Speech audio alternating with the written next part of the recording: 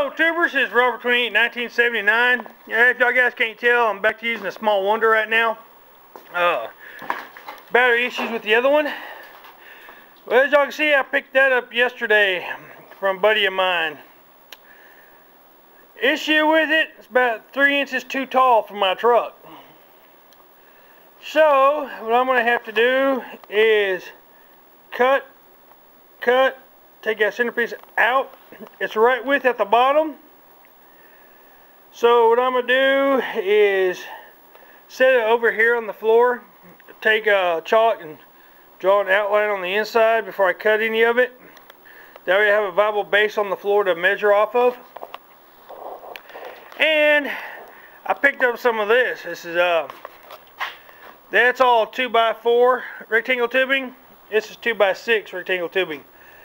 I'm going to make the top out of the 2x6 where instead of having the lights going both of them this direction, on this one they're going to be diagonal. So I bought 10 foot. You can buy it 10 foot or 20 foot or two 10 footers, or I bought 10 foot. That's another project I got going. As you see, I bought some 6-inch flat steel here. I believe that's 11 gauge. That's going to be the bottom. It's going to be the, what would you call, how would you put it, the hider, the disguiser, there you go, of the secret sign for the bottom, where all the stuff's going to be at the bottom. I'll talk to the gentleman tonight who I do all the sign repair stuff for, and see what he says about maybe me filming that and put some of that on YouTube. I'm sure this deal's been done before.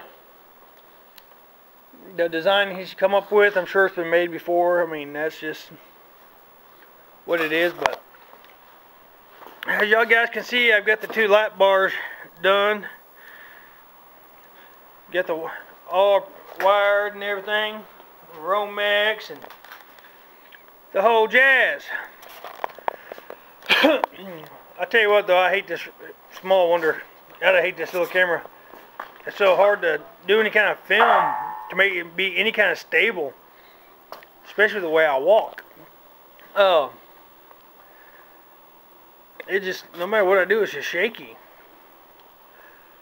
I'm gonna get some video of me doing that project here. I gotta get started on this angle line. I gotta put the 4-foot extensions on it, weld that out, all of them, get them cut. Before I do that though, I've got to cut these 4 pieces of 1x2 rectangle tubing. So I can take that 8-foot piece of 5-inch channel there and make another sawhorse. Because my thought is make an 8-foot one to go around the front of my shop here, and these 2 here I can put together back here or somewhere, wherever, and put them side by side long ways, and do all the angle irons on there. There I can just start blah blah blah blah, go right through them and be done. It's kind of a thought. So I'm gonna get that done first, and once I get that done, then I get started on that. And then here in a little bit, once I get some of this stuff done and knocked out of the way, oh yeah, by the way, check it out. That's the other bottom braking plow. I said it's set for a sleeve hitch, whatever you want to call it. But they welded this cutter disc onto the back. And I don't understand why, because it's doing you absolutely no good on the back when your cutting's here. It used to mount right here with this clip. So I get to cut that off and grind it, clean it all up, stick it back in there. And then I'm going to see if I can find some plate. Take all this apart. It's got bolts that just hold them hubs on, because them bearings are pretty tight in there. Get me some other material, cut me another one out, get it set up to where I can build one and put on the other bottom braking plow. And the only reason I got that is because it is a slave hitch setup, which is what the Case 44 has. So, good news, guys. Turn this thing around. The good news, I found a Case 646. It is in Spokane, Washington. It has no motor on it or no hydraulic oil cooler. They're both missing. The tires on it are rotted off, so it's going to need new tires. And as soon as my income tax stuff's all done and back, I'll be going on a road trip. I'll be going to Spokane. And part of that deal is I'll be trading him the 444 for that 646. Now, when I get that here, I'm going to do more videos of another 3-point build. Because I will be putting a hydraulic 3-point hitch on that tractor. But anyways, get back to where it was going. This evening, I've got to get those rings in the shop and that piece of pipe. Dang, wind is horrible. Maybe that'll help a little bit. But yeah, I've got to get those 4 rings in. I got to somehow manage to get 4 rings out of that one, I guess. I don't know. That's going to be a trick.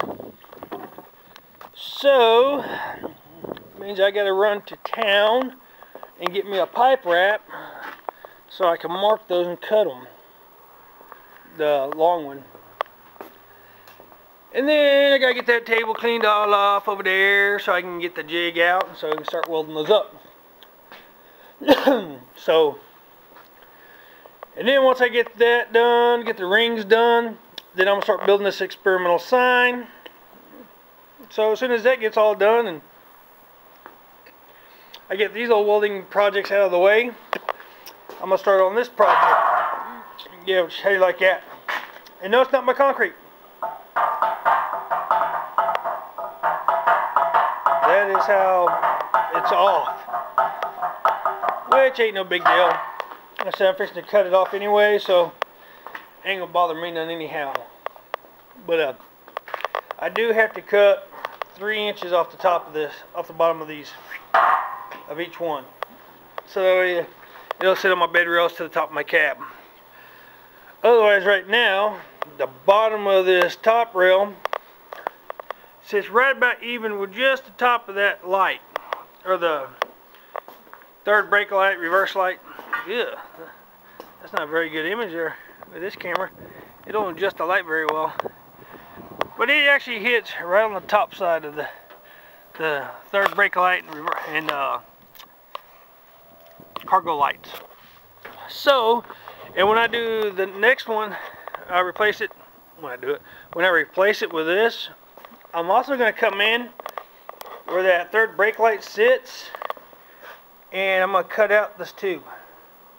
I'm going to measure it, cut it all out, so it'll shine through, and it takes a flat strap on the inside and line it. So, and then I may even go in there and do another little drop box off on the side of it or something to put.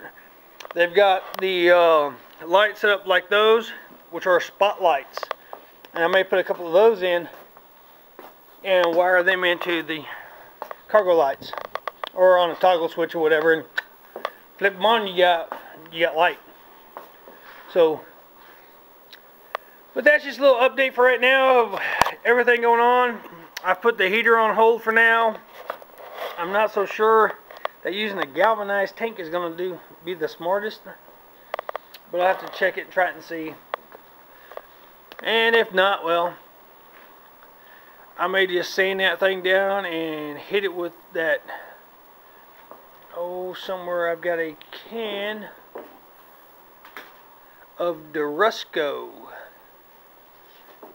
So I may sand that tank down and shoot it with that Durusco, which it's over in this mess of this crud here somewhere.